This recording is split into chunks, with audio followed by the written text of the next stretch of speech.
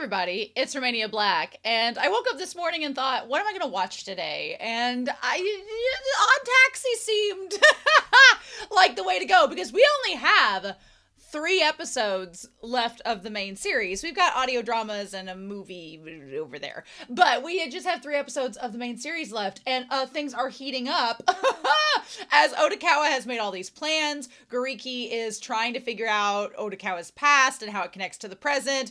Dobu and Yano are in this game of, you would think chess, but it's complicated, and there's still all of these threads that still have to be tied back up. And we just recently identified the body that we dug up out of the wharf as the girl that was missing from the high school, but also a member of Mystery Kiss. Seems suspicious. So yeah, I'm pretty excited to see what we get in terms of this episode. But before we do that, I do have a couple comments from I Swallow Apple Seeds. I Swallow Apple Seeds has been a YouTube subscriber for a long time, and they usually just post random kind of studio behind the scenes factoids about series that they watch that I've watched, and so it's pretty cool. But for episode 6, they said, speaking of connections in Pokemon, their post was talking about Pokemon. This very show is animated by the same studio that does Pokemon, Studio OLM, which is pretty cool. I grew up with Pokemon. I was 8 years old the day that Pokemon Red and Blue came to the United States. So I was the prime target audience for the first gen of Pokemon. And so I've been a big fan ever since. It was a staple of my childhood for sure. And then for episode 7, they talked about Yano's voice actor, Meteor, was apparently kept secret before episode 7 so that everyone was caught off guard with his introduction. I love that, because the moment he starts talking, I was like, somebody a few episodes back when Odokawa, when Yano was mentioned, they were like, oh, Yano's my favorite. And I was like, okay. So, but then the moment he starts talking, I'm like, oh, I see why. So it says the voice acting in this show is one of the biggest things people have praised about Odd Taxi. It is really good. The voices are also unique because the voice recording was done before the animation process, which is quite rare in anime. And honestly, knowing that Meteor is a rapper and the way that he talks and his cadence and everything, that makes sense that they did the recording before the animation. I know it's happened in a couple other series too.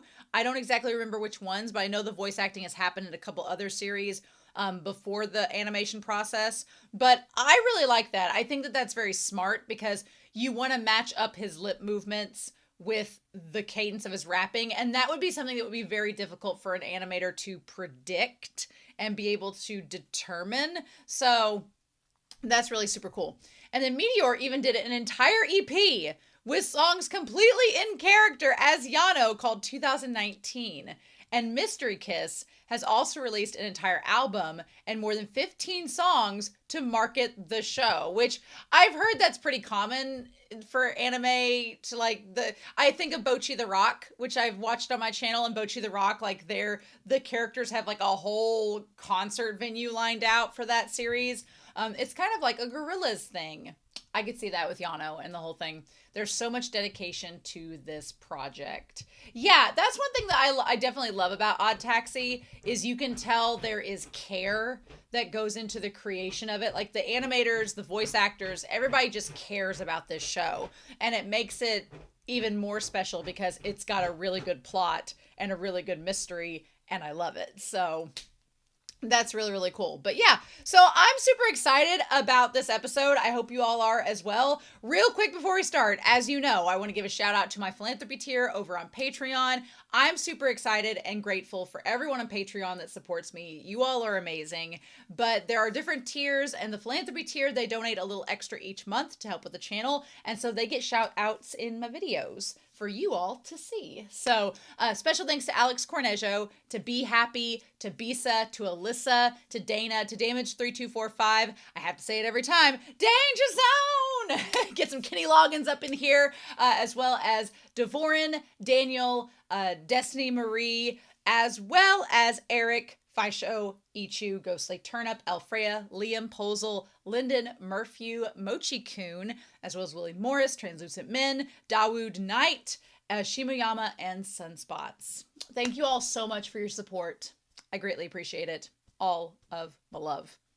So yeah, super excited. I don't know what we're getting. My voice is breaking. I don't know what we're getting with this episode. At this point, everything is coming to a head, so I have ideas.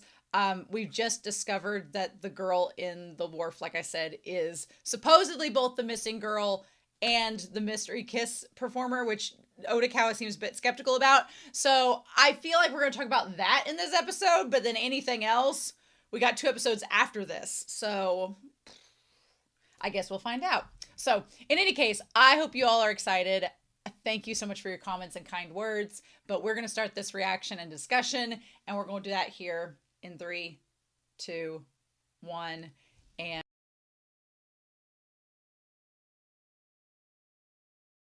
oh, this series is, I love this series so much. We finally got a lot of answers in this episode, and it just kept being like, and so everything is finally coming together. And so I feel like after this episode, a lot of the past has been explained. And so we need to just tie it all together with Whiteboard Coon. And then the next 2 episodes are going to be, okay, and now what? So Gariki, I put him up here ahead, has discovered that Odokawa's parents supposedly committed a double suicide. Why they committed a double suicide with their kid in the back seat is curious to me. We're going to talk a little bit about it when we get to it. But it does explain when Odokawa was talking to Dobu about that feeling of drowning. Odokawa had fell into the wharf too and nearly drowned, but got out. And so now doesn't have quite a full memory of the situation, allegedly. And so has been piecing together things. And we think there could be some synesthesia involved. The one thing that's interesting about all that I am curious in theory about, is that with Little and Big Diamond showed earlier on in the series where they had a flashback of a wreck, and it seemed like there was like a hand there, like somebody had died in the wreck. So I'm like, I was curious. And then there was someone in the back, but there was also someone in the back seat when Odokawa was thinking back on it. So my theory at this point, until the next 2 episodes prove us wrong, my theory is that Odokawa's parents could have been responsible for an accident that hurt Diamond's parents, maybe, possibly. And then in their guilt, they committed a double suicide, and Odokawa was involved, but there could have been some mental instability there, and Little Diamond and Big Diamond have this, like, upsetness. I don't know. I'm curious. But then again, I don't know if it was his parents. They were from a different town entirely, so that doesn't make sense. So did Odokawa cause something that hurt the Diamond's parents? And there's a lot. There's a lot of holes that are not filled yet. So we just got to wait for the next 2 episodes to see that. But I think there is a connection between the Diamond brothers and Odokawa somehow from the past that has not been wrapped up yet, that will come out in the next few episodes. So we'll see with that. But yeah, so, okay. Here's the thing. The moment they mentioned that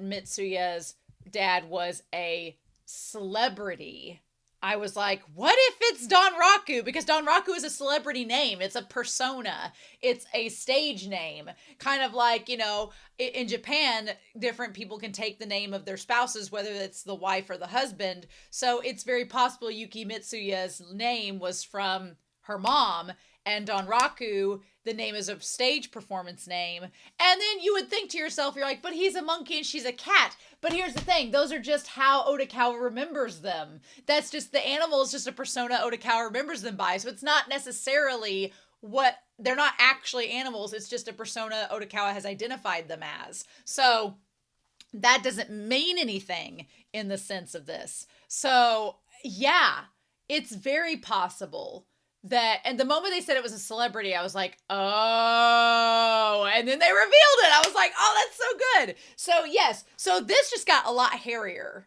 Because when they were saying that her dad was a celebrity, I was like, okay, well, he's older because the boss is older, and they were classmates together. So what if he was the comedian?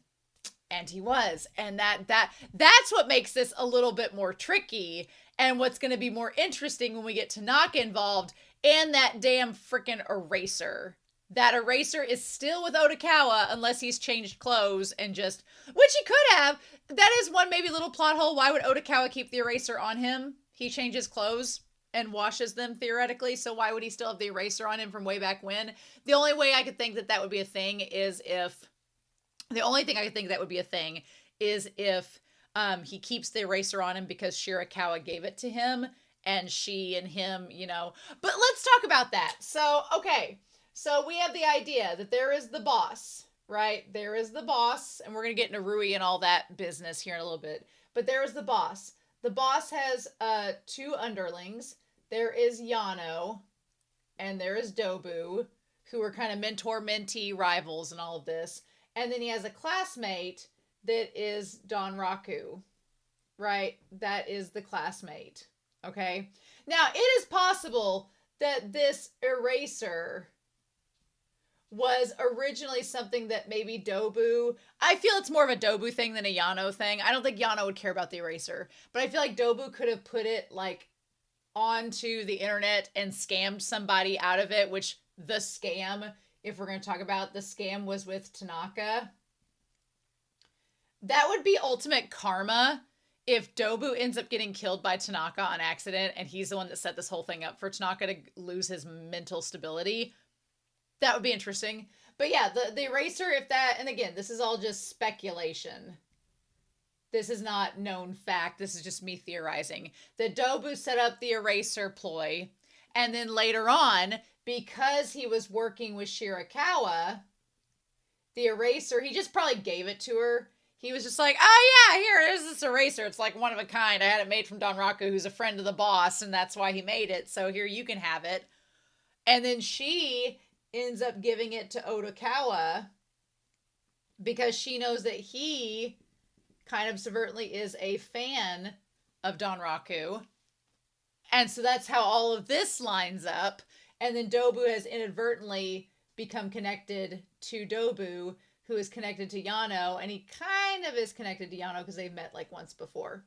But then Tanaka is trying to kill Odokawa because he believes he's messed up his whole life inadvertently. So yeah, that eraser thing is going to all come back by the end. I know it is. It's all going to come back by the end. So we're just going to have to wait and see what happens. But I know it's going to happen. So anyway, so there's that. So Donraku's daughter is Yuki. Yuki is the daughter. She's dead. That was probably the saddest thing, is that she was killed. Now, here's the thing. It said she had blunt force trauma. She had blunt force trauma and was strangled.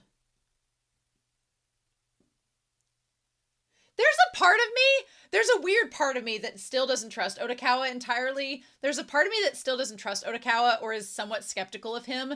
And there was a little part of me, a little intrusive thought of Romania's, that was like, did Odokawa kill her? I don't think he did. To be fair, I do not think he did.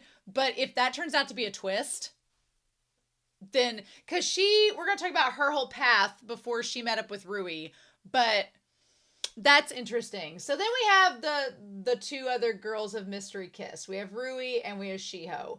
And Shiho got involved with Eiji, who is best friends with Odokawa, and we saw how all that went down.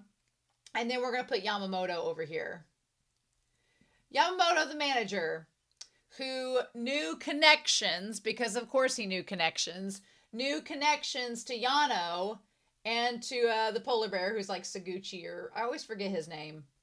But yeah, so the polar bear and Yano, they all got connected. He only got hooked up with Yano because they needed to dispose of the body, and that's the only person he could think to contact. So that's how they got all connected. And they made a deal after disposing... Let me put this around here.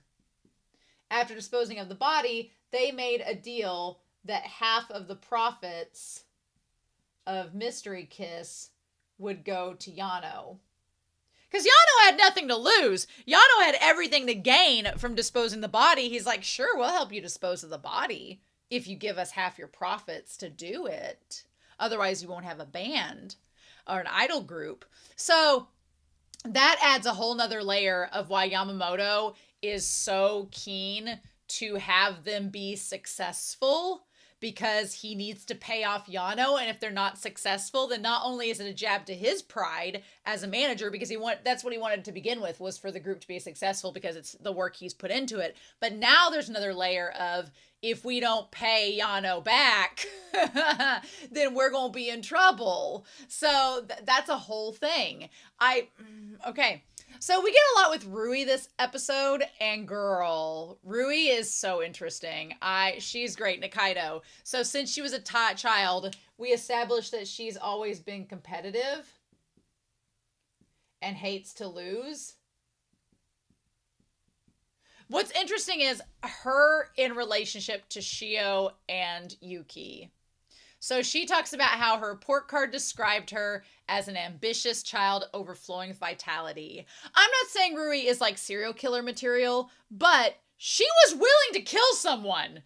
Let's point that out this episode. Girl was going to meet with Yuki with the intent that if Yuki did not agree, she was going to kill her. Now, whether or not she would have followed through is up for debate. That's the big debate. Would she have followed through and killed her, or would she not? Or would she have gotten cold feet? Because it is one thing to talk the talk as opposed to walking the walk, right? It's one thing to talk it up, but then actually going through with it that's another story entirely. So she was super competitive, hates to lose, and has been described as ambitious.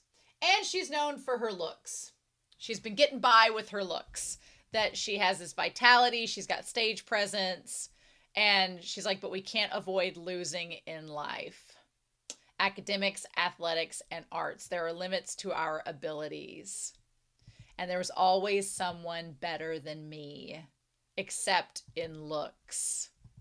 So that was the one thing that Rui was banking on. She's like, I've got this one thing to my advantage, and that is my physical appearance. And as long as I'm cute and I can do that, then that's fine. What's kind of problematic and kind of troubling as far as us looking at Rui as a character is looks are not permanent at all. Especially if you look at people in idol groups and everything. If you don't have something beyond your looks, eventually those looks are going to change. That's just how aging works. And you can do plastic surgery and things to try to combat that. But in the end, you're going to age. And especially women in entertainment industries, there is a huge stigma that once you reach a certain age and you start to look a certain way, you're out. And there'll be a million other girls to replace you. So yeah, I mean, Rui is banking off of just like quick fame. Let's get rich. Let's do my thing and be successful. And for her, it's a competition. She never really outright says it in the episode, but you don't get that impression that she's from like an impoverished family or from a circumstance that is disadvantaged. She has kind of main character syndrome where she's like, I'm the protagonist and I'm gonna do it and I just have my looks and a dream. But she doesn't really show signs of, I'm doing this because I've been disadvantaged, which is going to come into play with her and Shio and Yuki. So yeah, at 16 years old, I auditioned to become an idol. It was the only time my talents would be utilized. So these two girls are like literally just kids, just teenagers when all this goes down, right? It's kind of insane. And her name is Yuki Mitsuya. Yuki is such a cool character. She's so neat. She'd been practicing classical ballet and gymnastics since she was a child. That's the one thing that's kind of crazy, is that she had done ballet and she had done gymnastics. By all accounts, you would think that she'd be able to like help herself, but that's kind of like the stereotypical superhero thing. She was on a track team as well and did track. But she still ends up getting killed, which is wild. Her father was a prominent in a traditional performing art, and the exposure to good taste meant she had a discerning eye. She has this little like cherry, like pink cherry thing on her purse that's like supposed to be super cute. I don't know what that's supposed to be. It's interesting. But the moment they said her dad was really famous in the performing arts, I'm like, is he a comedian? And he ends up being it. Yeah, she was nothing like me. She was accustomed to being in front of an audience, and therefore she was experienced, and she was my age, worked hard, and knew defeat and didn't fear it. So you have Rui, who is afraid of defeat because she's insecure and doesn't believe she has anything else to fall back on. She's like, all I have is my looks, and if I can't succeed in that, then what do I have? And she's very fearful of that. She doesn't want to be mediocre. She has main character syndrome. Meanwhile, you have Yuki, who Yuki is sort of like, I feel, what Rui wants to be. She's athletic, she's talented, she has experience, she's not afraid of defeat, because I think with Yuki there's also a cushion because her dad's famous. I'm not saying Yuki's a Nepo baby, but she kind of has this vibe of, well, if this doesn't work out, I'll go on and do something else. Like, she has something to fall back on, whereas Rui has in her mind this mindset that there's nothing for her to fall back on, right? So they're two totally different mindsets as far as that's concerned. So then she finds out that she passed along with Shiho and Yuki. The well-built man was my manager. Yeah, Yamamoto, looking at this episode and now as a series, Yamamoto is like a well-built guy. Like, he's really tall, really super built. His attitude and his personality makes him seem kind of sheepish at some points and less than he is, which is interesting. I like they're in the primary colors. Yeah, and then Shiho. Which the other girl was supposed... It's interesting the other black cat was supposed to be the fourth one, because if they had done, like... I get why they did the calico, the black cat, again, these are all just Odokawa's machinations, but I get why they did the three girls that looked very different, because you get three different types of fans to support the idol group.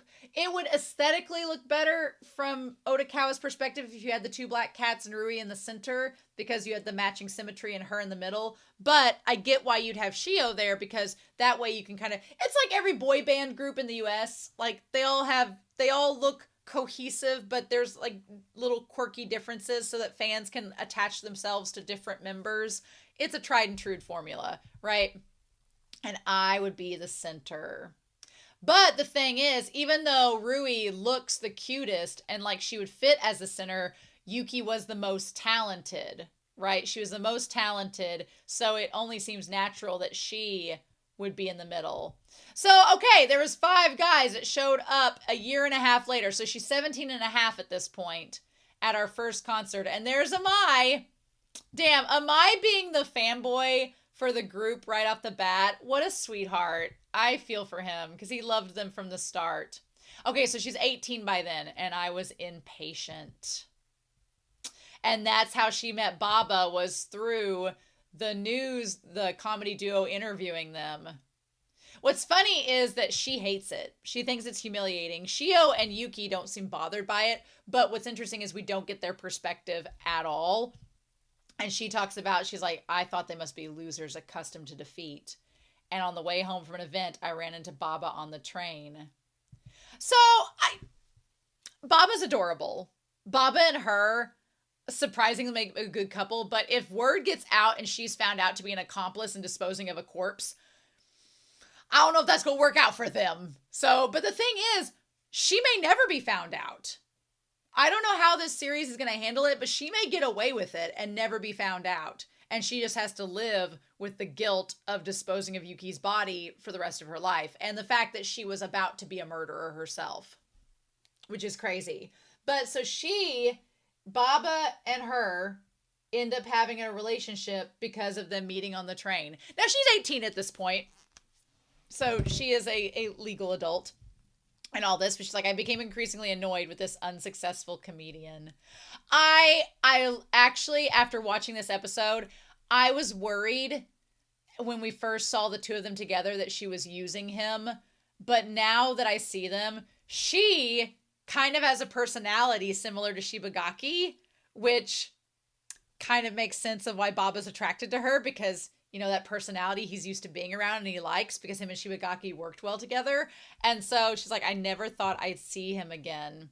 And so that's when she says, doesn't it frustrate you? You're working tawdry events with unknown idols. How does it feel to see your contemporaries and juniors achieve success before you? And he's like, wow, Shibagaki says the same thing to me. Well, doesn't everyone think that? And he's like, at first, I frustrated me, but I've given up. My life is way easier now. I'm happy for my contemporaries and my junior successes. And honestly, that's such a refreshing mentality, because it's not that Baba is despairing.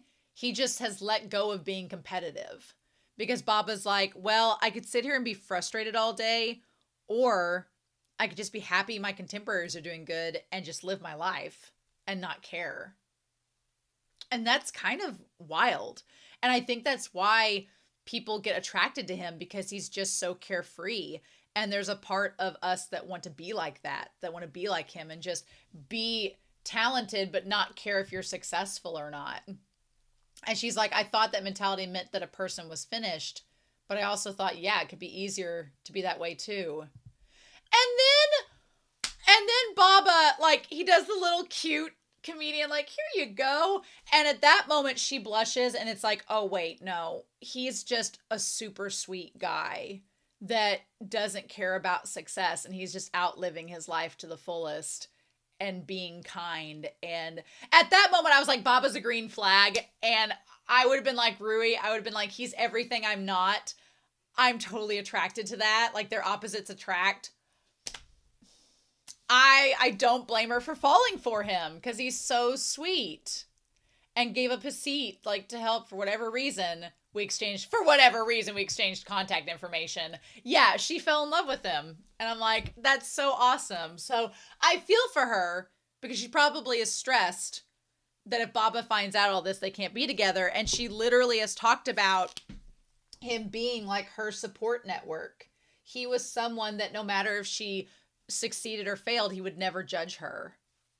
And that's like her biggest insecurity, is people judging her for not succeeding. So it makes sense now why she wants to be with him. I love that. So we have the park scene. What's interesting is you have Shiho and Rui on the swings, and then you have Yuki, who's not on the swings. We decide to make our major debut. I like that she has like the lollipop that looks like it's milk. And then the other one has the strawberry one. So why did you two want to become idols? So Shiho tells the story about her family being poor and her wanting to have a successful life where she can separate from them and just live her own life, which makes sense. And I feel like Rui is such a competitive person that this is mean to say, but I feel like Rui has a sense of superiority over Shiho, where she's like, oh, Shiho's just doing this because her family's poor and she's trying to get a better life for herself. She's not trying to outdo me, and she can't outdo me. So that's fine. Like, I just feel like Rui has that mentality in that moment, because she has the same mentality whenever the one girl, the replacement, shows up, because she has the same thing. She comes from a single family household and is just trying to make some money from her mom. Kind of similar. Shiho and her are a little dissimilar. Shiho's trying to break away from her family and be able to survive on her own and have her own space. And the other girl that replaces Yuki is just trying to bring money back to her mom. Again, both scenarios that Rui could view herself as superior in. But then there is Mitsuya. And Mitsuya's like, I just came to have fun. And it's different than Baba, because Baba reveals that he was like Rui, where he was competitive, but then just gave up on that and decided just to live his life and accept whatever happens. And there's a little bit of a vulnerability to Baba's, admittance, and a little bit of kind of angsty ennui, where he's like, well, he reveals that he knows he's not as superior as others, and he's just accepted it. And Rui finds that admirable because she can relate. Mitsuya is not what that is at all. Mitsuya is just like, I'm just here to have fun, and then I'll just go on and do my own thing and be successful elsewhere. Which is not the mentality that Rui has at all. She's like, I'm just here to make some memories. And Rui, you can tell, is like, oh, this isn't serious to you. I thought we might be able to achieve something amazing, because once I met you, Nikaido-san. And she's like, yeah, well, we're lucky that we're in the same group as you. So that does a couple of things. She's like, we'll have to work hard to make sure we don't hold you back. Like, they both admire Rui. It's so interesting. They both admire Rui, and they think that Rui has a lot of potential to be super successful, and they're just along for the ride with her, you know, Destiny's Child sort of thing with Beyonce. But Rui does not see herself as a Beyonce. Rui sees herself as someone fighting to get to that spot, but she views Yuki as the Beyonce, and she's just hoping no one else figures it out. But it's so fascinating because Rui's like, you know, I don't have anything else if I don't have this. Kind of like Yamamoto. But then she looks at Yuki saying this and is like, oh, well, we're just here to bide your time, and then you'll move on to something else and be successful at it as well. Is that it? But they convince her that she is special and that the three of them would do well together. It sounded like it would all work okay. Until the one guy comes in and tells Yuki that she needs to be the center. And I love in that moment, you don't see Shio's reaction. Shio's not important in this moment as far as reaction goes. And you don't see the other dance teacher. But the two reactions that are interesting are, one, Rui is mortified by this because that's her biggest worry, is that Yuki will be put to stardom and she's going to be pushed out to the side. And then you see Yamamoto's reaction, and he kind of has the tilted eyebrow reaction of, what? I thought Rui was the one that's going to be great. Now, obviously, the manager putting Ryuki in the center can come from two fronts. One, because she's talented and is naturally the best dancer. But two, because Donraku is her dad, you want to put the Nepo baby in the center because that's going to get more attention and get more notice, right? Than just her being out to the sidelines. Which, again, is Rui's biggest fear, because look, you've got Nepo baby getting all the attention, leading him to stardom. You have Shiho and Rui out to the side. You know for a fact that they've just said that Yuki's only doing this to bide some time. So once she gets to like the pinnacle peak and she gets bored, she'll be like, I'm going to move on to another group and do something else. But for Rui and Shiho, this is like their one chance at success. It's not guaranteed they'll have a second. So even though Yuki could go on and be famous doing other things, for Rui, she's like, if I'm not the center, if I'm not the one that they remember, then when Mystery Kiss eventually disbands, because you know it will, she's like, nobody's going to remember me. They're going to remember Yuki and nobody else. And for Shiho, that may not bother Shiho because she's just trying to get money for the moment to make herself be able to live independently. But for Rui, who is competitive, and this is the only shot she thinks she has, this is a huge deal to her in this moment. And he's like, what? And then, yeah, and you can tell Yuki's kind of like, I don't want to be the center of it. And I'm sure for Yuki, there's a part of it as well that Yuki probably doesn't want to be known as her dad's daughter and was trying to just to do something to distance herself from that. But now that she's being put front and center, you can tell she's kind of like thrown off by this, like, oh, no, I don't want that. But yeah, on October 4th, I asked Yuki to meet me and come to the agency. I have something important to tell you. She's like, but the trains aren't running. And that's when she says, take a taxi, I'll pay for it. So on October 4th, bring this back up. On October 4th, we had that Yuki took a taxi. She took a taxi to see Rui at the office. This is interesting. She's like, I'll pay for it. And she was going to meet her there. She's like, I didn't want anyone else to see us. But when she gets in there, she's already dead. She's been strangled at the office. And like, she's been strangled at the office and left to die there. So someone either in the taxi or at the office killed her. Either the taxi driver killed her and put her in the office and propped her up there. But then the question is, how did they get access to the office unless she had a key on her? And they just drug her in and then left. Which could very well be it, right? Or someone from the inside killed her. That's the biggest mystery to me in this whole episode, is who killed Yuki? How did she end up dying? Right? How did that end up happening?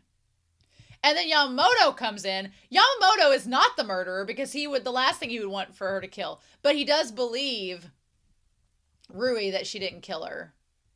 And he's like, okay. Honestly, Yamamoto finding out from Rui that she was going to kill her if she didn't accept it is one of the biggest, like, moments in this episode that Yamamoto's like, okay. I mean, what can he do? What can he do? She's like his star. And he's like, then we'll cover it up together. And the fact that he knows people that cover up bodies, it's like, okay, Yamamoto has been in some shady stuff before. But that's still wild to me that he just accepted her and being like, okay, well, glad you didn't kill her, but also, holy shit, she got killed. And he believed her. Now, I felt the same way. So, did she actually kill Yuki? This is all from her this is all from her point of view. We've had unreliable narrators throughout this entire story. So, another question is Rui telling the truth? Did she actually kill Yuki and told Yamamoto a lie, or did she stumble across Yuki in the room and she was already dead? We don't know. Will we find out by the end of this series? Who knows? There were no cameras, as was talked about in this episode, so oh no. So after about half an hour, Yamamoto head downstairs and then Yano comes in. I just love Yano just being like, do. Just walking in. A huge thuggish guy and a man who spoke in a strange rhythm. And then he's like, oh, I've grown up on the streets, but corpses make my skin crawl. Yep. It looks like she was bludgeoned and then she was choked. As a man who wears a tailor-made suit from Don Quixote. Yeah. There isn't much pedestrian traffic in that area. So they decide to, I think she croaked. So yeah. So they get the body there. They cover it up. So not a lot of people walk around that, and it was the middle of the night, so if anyone saw us, we would stand out. So we exercised extreme caution. And there weren't any security cameras around. I'd confirmed that multiple times before asking her to meet me. So people knew that there were no security cameras. So that's what makes this really, like, ominous, right? So it was a nightmarish sight. Now, my big question is, when they get to the wharf and everything, after this, Yamamoto would have to return to the office and clean things up there. What were they doing to her body? And the time when they were messing with the body, what were they doing? Were they taking off in order to prevent her from being found by GPS? Were they tearing off her fingers or so they couldn't fingerprint her and tearing her teeth out with the pliers? Is that what they were doing? But they were able to identify the body anyway. So whatever they did to the body in this moment didn't matter. They were still able to identify her. What were they doing? Yeah. We'd have to take Yuki Mitsuya's phone and someplace far away and dispose of it. It was a lot of work. So I'm still curious, like, what did they do to the body to make it, I guess, did they make it look like it was a stabbing or whatever, or that she was tortured so that it would, to like throw off the murder reason or the autopsy? I'm so curious. I'm like, they could have just left it bludgeoned and that she was bludgeoned and strangled and that would have been enough. Why go to the trouble of like dismembering her body? If she told anybody where she was going or had been seen by any security cameras, then we'd have to deal with that. We analyzed her phone, but it would be faster to utilize. We'd analyzed her phone, but it would be faster to utilize the police. And we'd have her family submit a missing persons report and find a way to make them withdraw after gathering information. So yeah, I still don't understand what they did to the body and why they had to do it and mutilate it, which is still like terrifying. The fact that Yamamoto did all of this, just did it, is insane to me. Like, the polar bear works with Yano, so he's a thug. He's used to doing stuff for Yano, but the fact that Yamamoto got in on this is wild. And that Rui helped. My only thing was Rui helped dispose of the body. They tossed that body out to sea with all them concrete blocks strapped to it. That's the only thing that, like, logically doesn't make sense with the episode. If it had been the polar bear helping dispose of the body, I would have understood it. But, like, this girl's 18 years old. Lifting a body with concrete blocks attached to it, like, okay, sure. That's the only part that I'm like, eh. It allowed them for our members to use our members however they pleased for work. So yeah, I'm surprised the polar bear didn't help him dispose of the body. That's the only unrealistic part of this episode and the narrative. So whatever.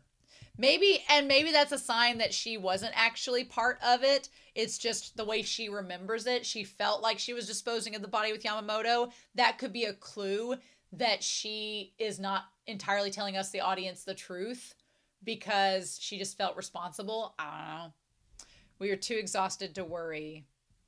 So yeah, we'll see about that. And several days later, we met a new girl, which now they didn't show the cat's eyes at the end of the episode. Now that we see their blue versus green, I'm like, oh yeah.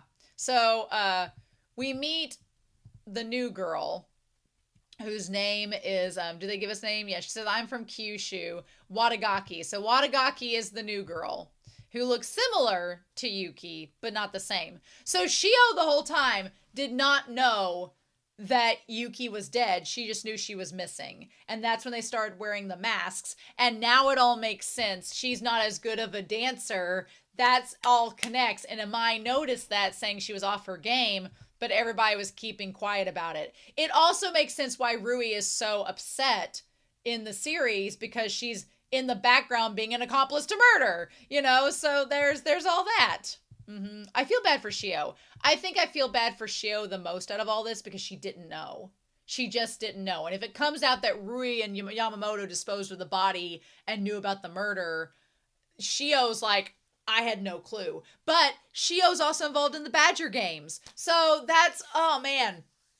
So then it gets crazy because Yamamoto was running a Badger game with Shio, also in an attempt to pay off Yano, because they still owed him the money. That all makes sense. Now I'm like, why was Yamamoto helping out with the Badger games? Well, hell, he may have been. That's an interesting part of the timeline. What we don't know in all this is when exactly did the Badger game aspect of it start. We don't know that because Yamamoto was using Shio for the Badger games to help pay off Yano as well. So did the Badger games start after Yuki died? Were they already happening? We don't know. Does Rui know about the Badger games that Shio is doing, or is Yamamoto? Yamamoto's been running all three of these girls in separate directions, not in conjunction with another, because Yamamoto's such an interesting character because on the one hand, he's played kind of sympathetically. Like, he's played a little sympathetically to the audience, like, oh, how'd he get stuck with all this stuff? And he just wants Mystery Kiss to succeed. But on the other hand, he's also so slimy because he's using all three of these girls for different means for his own pride in this idol group that he helped put together. Like, his hubris has caused him to use these three girls. One girl he's using to con old men, which is, I say old, poor AG, this middle-aged men. So poor her. Then Rui, he's like fostered this idea that she's special, and they're both together conspirators in disposing of a murdered body. And then the third girl, Nagasaki, or Nagagaki, he has like used her to replace the dead girl and used kind of her own feelings of wanting to succeed and being the runner-up. So Yamamoto is actually a lot more slimy than he comes across. And he tried to kill Odokawa. So like, he is definitely involved with crime activity and is not innocent in all this. But the show kind of makes him where he presents himself like he is, but he's very much not. We were convinced Yuki Mitsuya's family let us use her name so she could resume working once she returned. And until she returned, she'd wear a mask when out in front of people. And Ichimura accepted that explanation. I felt bad for her, but it couldn't be helped. So then we have the dance instructor. And she kept thinking, if Yuki was actually here, we'd be more successful. But I swore I would crush those thoughts and keep us going. That is the one mentality that Rui has that makes me think that she didn't actually kill Yuki. Because if she had actually killed Yuki, she would have thought, okay, now it's my turn. It's my time to shine, unless she felt guilty after killing her.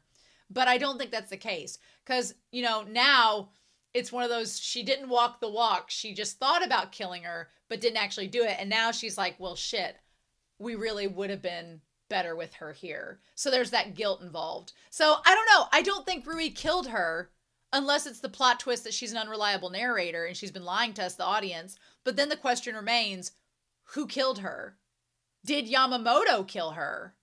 That's the question. Because Yamamoto walked in and saw her. If we're talking about slimy characters, did Yamamoto kill her because he wanted Rui to be the star and was thinking the same thing that Rui was thinking? And that's why he accepted Rui's alibi so quickly, because he actually killed her and got this replacement. I mean, the show has set up Yamamoto to feel like somewhat of a sympathetic character, but then when you think of the logistics of it, no, he's not sympathetic at all. He's really pathetic. So did he kill her and strangle her on accident? And then Rui came in and he was like, oh shit, this worked out in my favor. I don't know how this is going to go. But anyway, so they practice with her. And she's like, don't you mind not using your face or name? And she's like, no, I'm just wanting to become famous. And I went and spoke directly with Yamamoto and said that, let me in, I said. And she's like, well, that's impressive. And she's like, I mean, when I failed, they told me I was their fourth choice. So, of course, yeah, it's interesting because you have this one character, this girl here that's replacing Yuki, and she's just kind of vain. She just wants instant success and doesn't care how she gets it. Like, she's kind of like Shio. She's just in it for the money and to be able to support her family and support herself. So she really doesn't care about that it's Mystery Kiss or any other way. She's like, yeah, I'll put on a mask. I'll pretend to be another girl. If it gets me famous, I don't care. I just want the money. She's not in it for the notoriety. She's just in it for the capitalism, which is interesting. And she's like, no, I heard you all passed and you'd be famous, so I wanted to be in the wings, right? Interesting. I've caused nothing for trouble for my mom, and I don't have any strengths, you know? So sometimes I wish I could just disappear.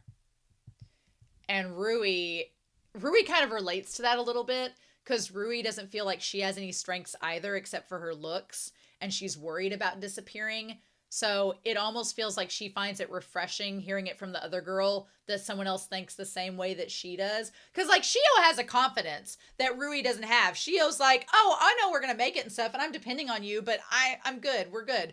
And she has kind of like a nonchalance to it that Rui doesn't have. So when she hears from the other girl that the other girl's like, oh, well, I'm like, you know, don't have any strengths of my own. So if I get to pretend to be somebody else, more power to me. It's interesting. I love the dynamics we're seeing in this. So we got passing marks, but Rui's not satisfied because the girls, they're not as strong as they would have been if Mitsuya had been there. I couldn't escape that thought. And then the report goes out that the high school girl is missing. Yamamoto spoke with Yuki's family and they submitted a missing person report to the police. Since her father was famous, they made sure that her name and the fact that she was an idol wasn't reported. So that's why at the beginning we didn't get her name or that she was part of Mystery Kiss's group. We could just guess that they were, you know, that the other girl was a replacement. The police came to the agency. I assisted with their investigation numerous times. That day, Yuki Mitsuya got in a taxi in Narima and now she's missing. So there's the girl wearing the same outfit, and the hair is different than the replacement girls. So they told a story, and the story was that she got in a taxi and then went missing. Now, is the girl that's been at Odokawa's house, and that Odokawa knows. Again, we don't know if what's been at Odokawa's house is a legit cat or not, or a person. Is the person, if it was a person staying at Odokawa's house, was it the other girl? Not Yuki, but the other girl. I don't know. That's a big mystery. Because they said here, and now she's missing. They just needed to trace Yuki's movements until she arrived at the agency. The problem was the taxi she took back then. That's the problem. I was afraid of what the driver might say. She may have been recorded by his dash cam. Now, here's the thing that's wild. What if the taxi that she took back then was not the one that was Odokawa's, and the dash cam footage is not going to reveal anything? Oh. She may have been recorded by his dash cam. And it was imperative we identify the taxi, but that was a job for the rapper and Yamamoto. Which goes back to the earlier episode where they're on the phone. All we could do is keep steadily working on being idols. It now her attitude towards Yamamoto in those earlier episodes makes 1,000 times more sense, because she was in on this the whole time and knew what was going on the whole time. It all makes sense. And her and Yamamoto are like this, involved in this, so it all makes sense. We gathered some information from the police and news reports. And the next step was to withdraw the missing persons report. While investigating, the rapper discovered something about Yuki. A connection between Yuki's father and a criminal. So they discover that Donraku was a classmate of the boss, who is the criminal. So Rui doesn't exactly know that Yano's boss is who he says he is. Becoming an idol was Yuki's dream. Which is funny, because that's different than how Yuki phrased it to them. But maybe Yuki was trying to be nonchalant because of her background, and she didn't want to come across as being arrogant or like taking advantage of her dad's name. However, concerned about the connection between her father and a criminal organization, she believed that at that rate she couldn't become an idol. Oh man, the moment we get that, and the dad, Donraku, is pissed, and she decided to run away from home. Oh, that's what we told Yuki's parents. So they lied to Yuki's parents. Okay, they lied to Donraku. Okay, so because they were afraid that, oh shit, her dad has a connection to the boss, if something happens to her, the boss is going to get pissed. Yano's like, I don't want the boss finding out that we threw his daughter into the wharf. That's going to look bad on us because our boss is going to get pissed. So they lied and then said, oh, well, we told you to file a missing persons report, but here's what actually happened. They lied to Donraku and said she ran away. So that when her body's found, Donraku's not going to be like, hey, boss, hey, classmate buddy of mine, did your men accidentally kill my daughter? Because that's going to be a big problem.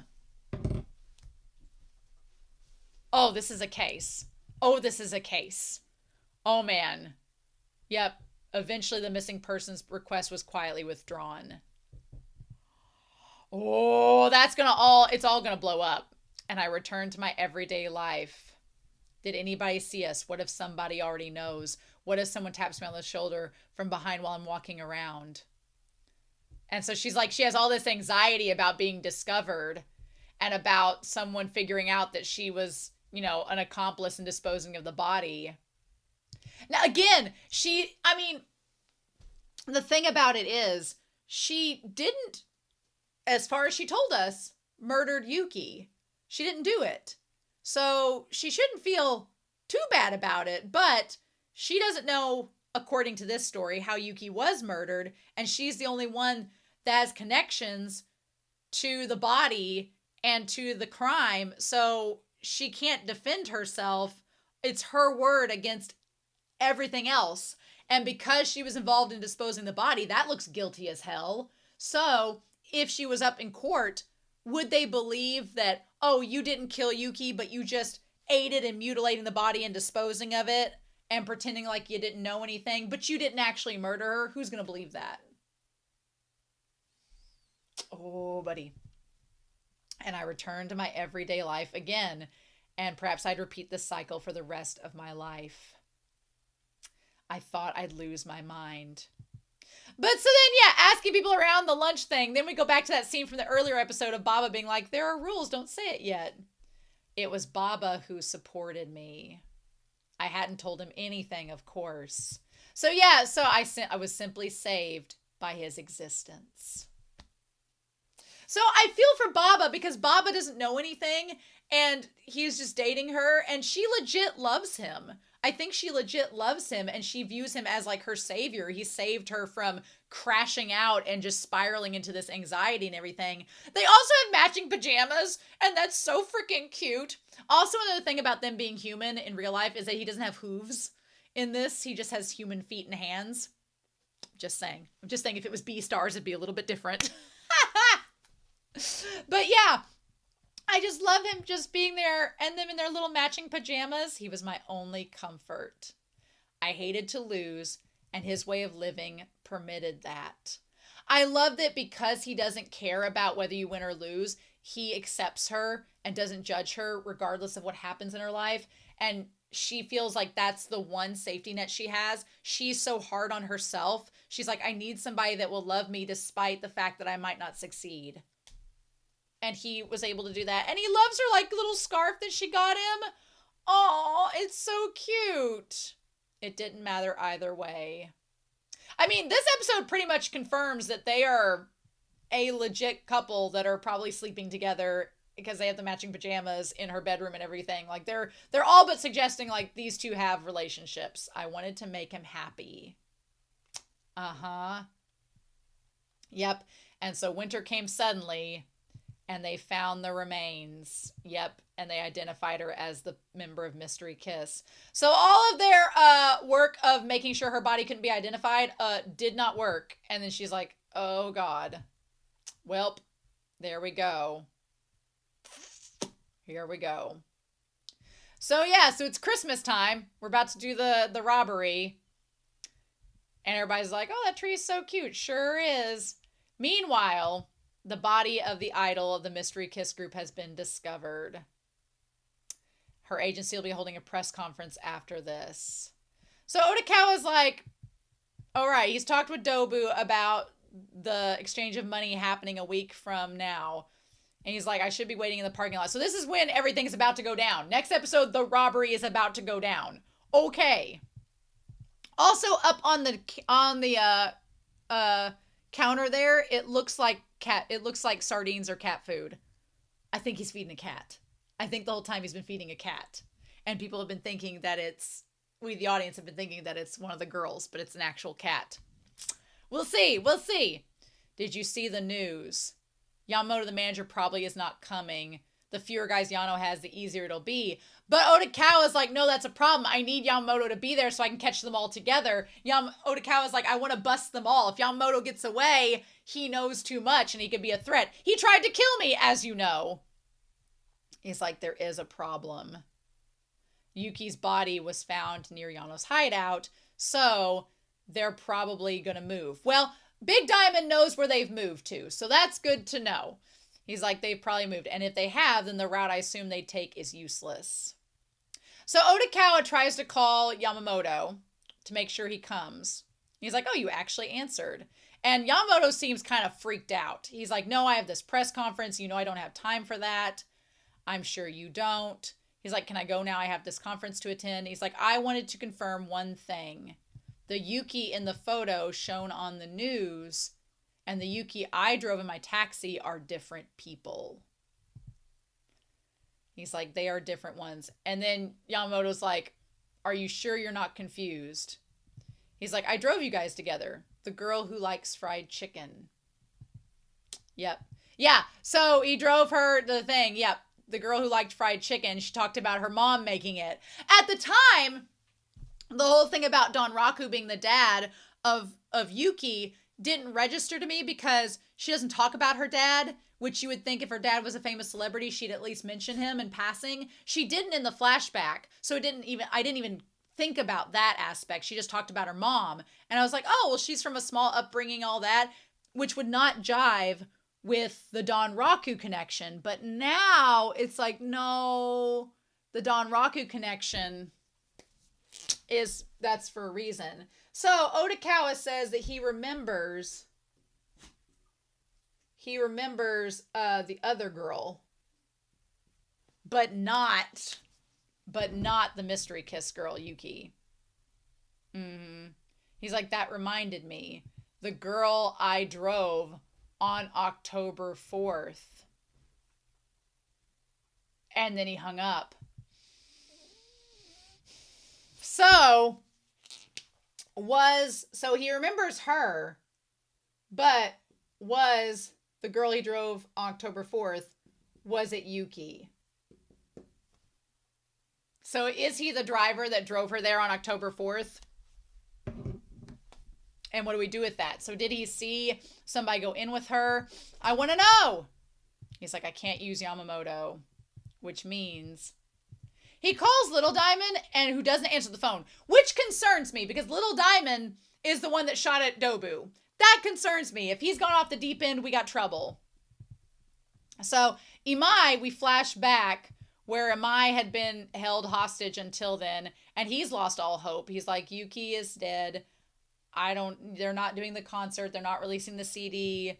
He's like, when I first saw her in concert, I thought she was such a good dancer. And now that I think about it, the Yuki wearing a mask was a different person.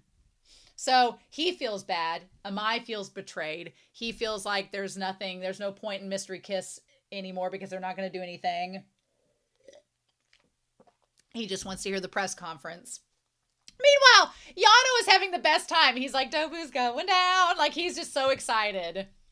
He's like, I'll force him to award me the crown. Oh my gosh. Scraping by on the boss's opinion of me. Best Christmas ever this turns out to be. Oh my God.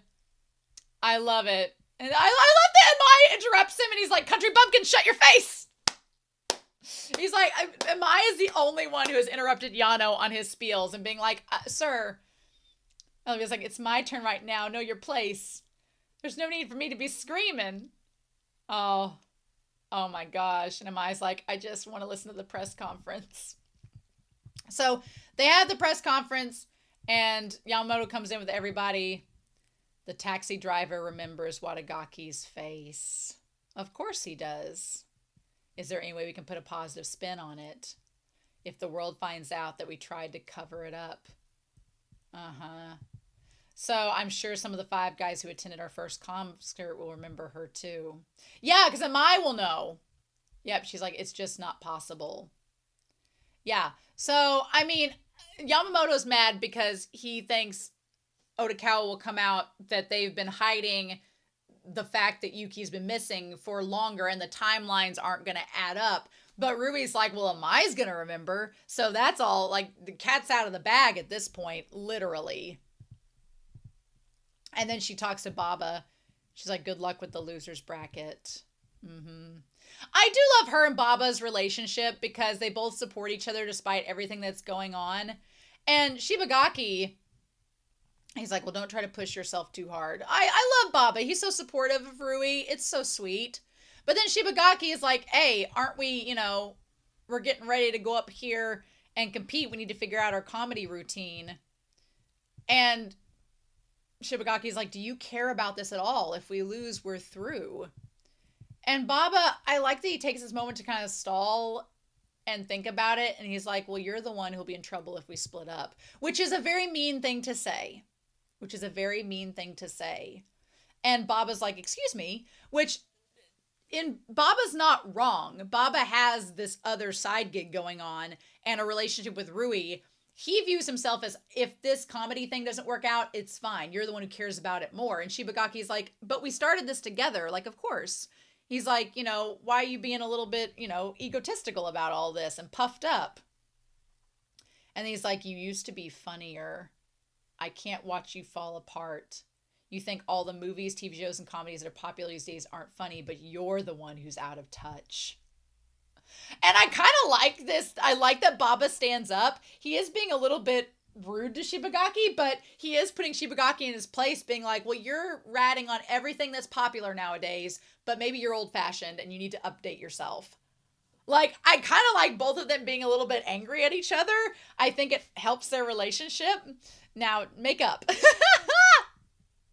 And he's like, oh, and he's like, after today, he's like, I get that you like this comedy and I know I'm holding you back. So after today, we're going to split up.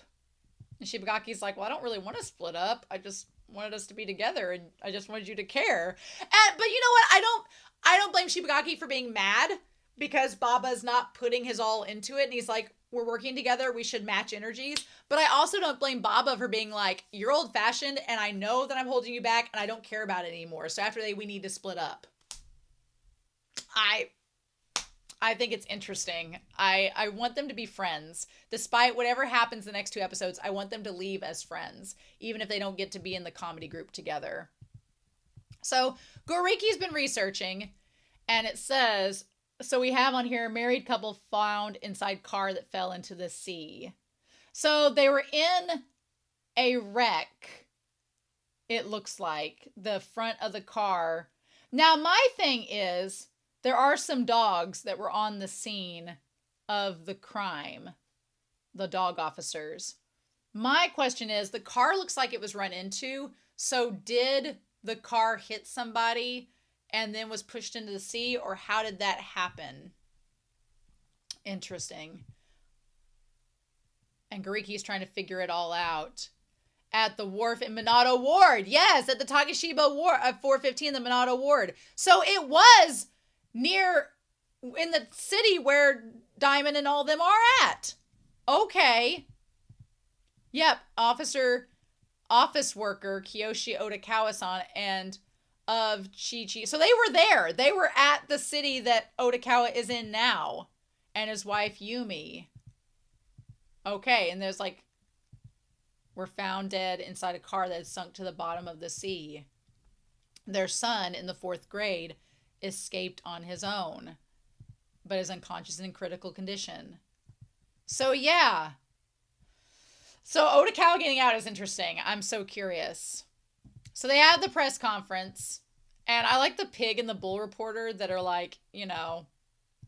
And what is the story he says? He's like, what does he say there for the story?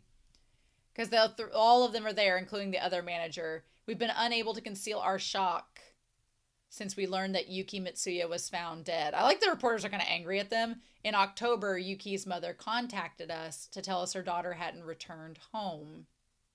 But we did everything we could to look for her, but failed to locate her. Now, supposedly, Donraku and the others are going along with this story because Yamamoto has lied and told them that Yuki ran away from them because she didn't want to be associated with them anymore. And they're just trying to not have a bad press, right?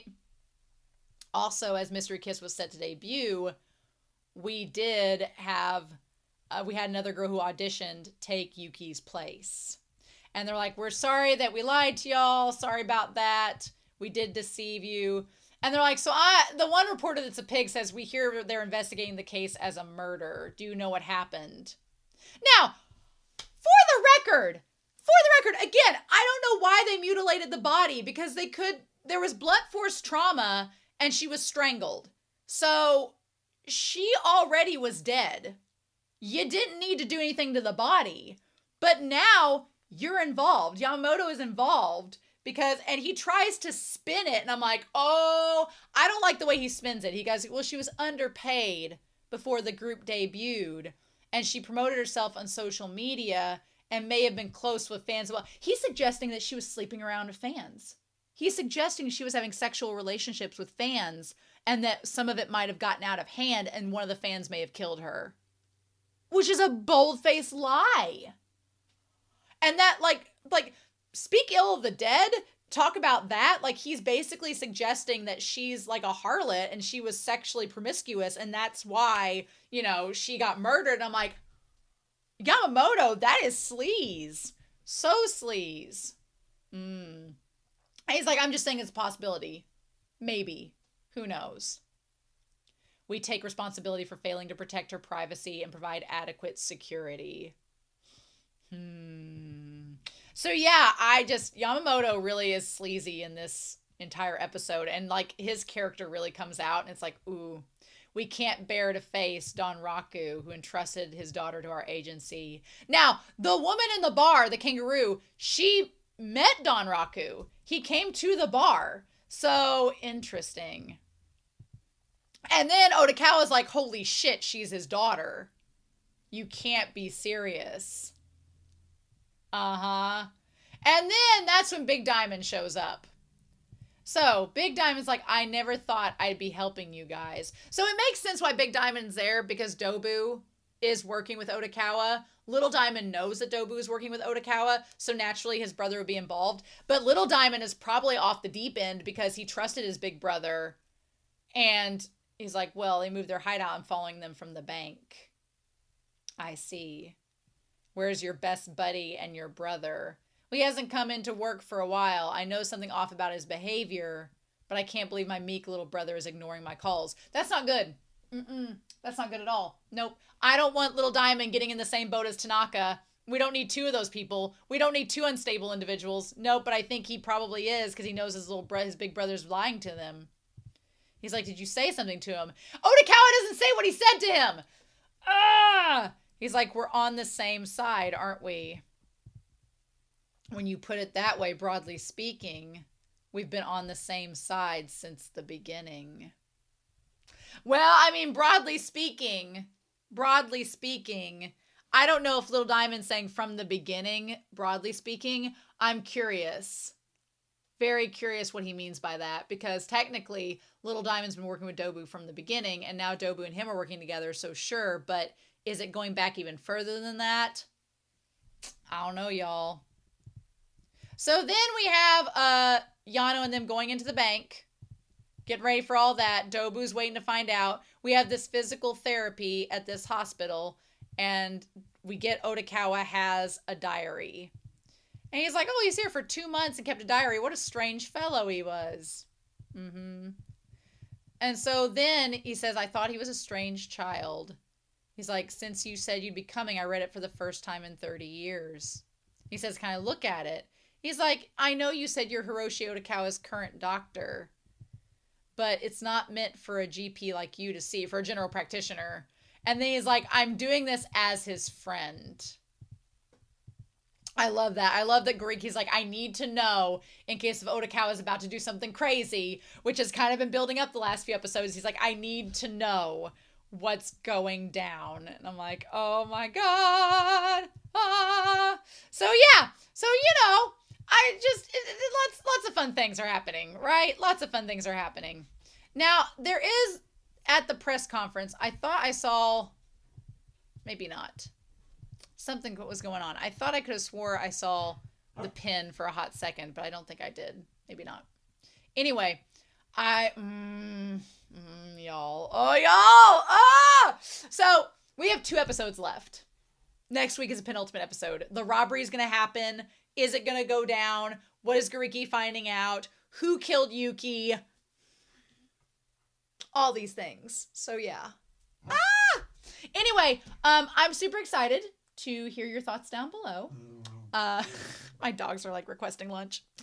I am super excited to hear your thoughts down below, but I cannot wait for next week's episode. It's going to be wild. I hope you all have a wonderful week. Please stay safe. Take care. And yeah, White Raccoon and I'm sure, we'll be back next week for the penultimate episode of Odd Taxi. Bye.